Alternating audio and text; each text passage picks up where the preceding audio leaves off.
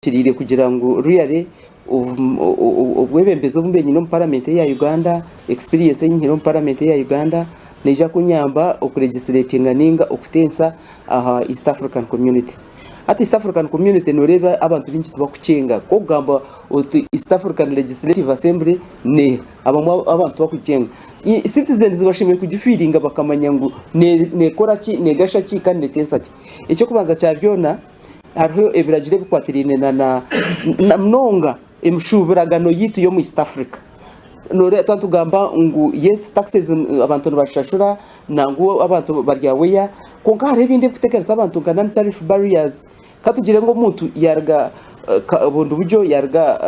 shema yarga ngaki nanda kutware mushuburo ye kugitwara Kenya Tanzania border hari ibindi bikubateganza na mnonga ukureba ngo babikiriyaringa ibyagenda East African tumangu tugiabahingi konko tugiaka abahingi hazana twesima twine population ya man abo kuba turyo muri bishatu no kwiyongerayo wagita amahanga agakora East Africa so agamahanga gashimye kubanga creating a market ninga akatarike bintu byito so abantu abine ebyingwa no shanga baryo kwembarira nabyo umwe bisiskara umwe bijaki abo kushanga ngo twine akatare kamwe ka East Africa akariorganized kugira ngo umuntu yihe bintu bye yabitwara yabiguza Kenya ninga Tanzania ninga Sudani hazo mukubuguzo omwe mwo kushanga harimo imtawana myingi hatu noreba nka aharigireko Kenya ketiro bani aha mategitu amate itwe tuyina mate mingi so yateka bana aha mate njuma isangu itwe tuba twaferwa nk'abanya Uganda so ebye kwatana nan tariff barriers katugire ngo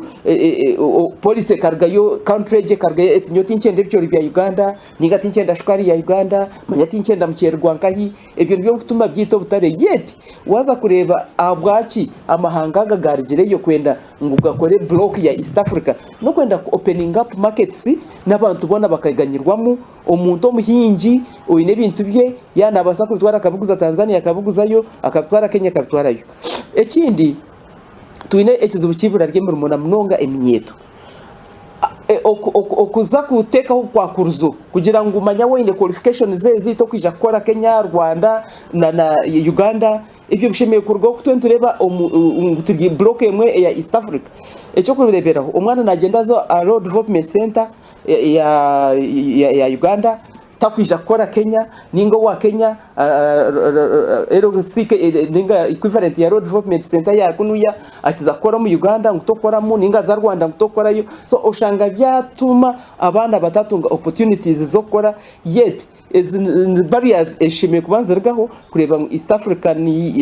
countries zakoragana hamwe ebi byona wano bigamba noreba ko yara as a parliament abamwetu bakubimanye ebyeri kutensayo konka bya trickling down policies ezo national parliaments zikabiteko mu nkora nazo zikapasinga kekiragiro bakareka gumane bitensa nibuguma mu parliament yiyara nyoni nyesiga itwe kabanya Uganda nanguna naba East Africa tukabenti giraki nutuganyirwamo hariyo issue ya monetary policy ejetura nesyarara hato waza kureba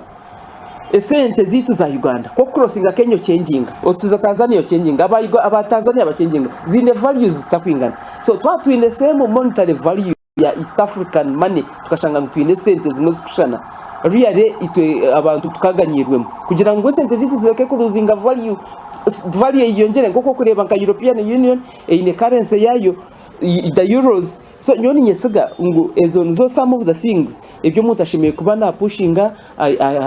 leverage ya yara kwatarisa nabebembezi bitu ba presidents na ba ministers abakutama council no kureba ngo parliaments